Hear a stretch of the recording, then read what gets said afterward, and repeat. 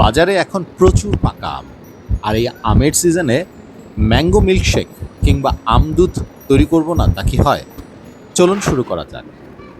একটি পাকা আম খুব সুন্দরভাবে ধুয়ে পরিষ্কার করে স্লাইস করে আমটি কেটে নেব।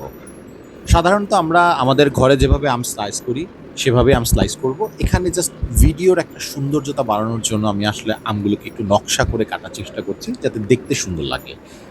স্লাইসকৃত আমটি ব্লেন্ডারে সুন্দরভাবে ঢেলে দিব, এবং যেহেতু ম্যাঙ্গো মিল্কশেক বানাচ্ছি তার সাথে একটা বানানা বা কলা যদি স্লাইস করে দেওয়া যায় তাহলে খেতে খুব ভালো হয় এবং আমের দুধটা ঘন হয়। এবং তার সাথে ফ্রুট পাউডার দিচ্ছি। ফ্রুট পাউডারটা একটু টক মিষ্টি হয়, খেতে ভালো লাগে। 1 চামচ কৃষাণবাড়ির টক দই দিচ্ছি এবং পরিমাণ মতো দুধ দিচ্ছি।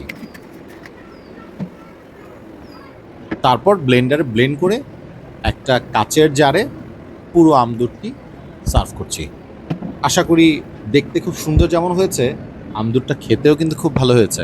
Thank you.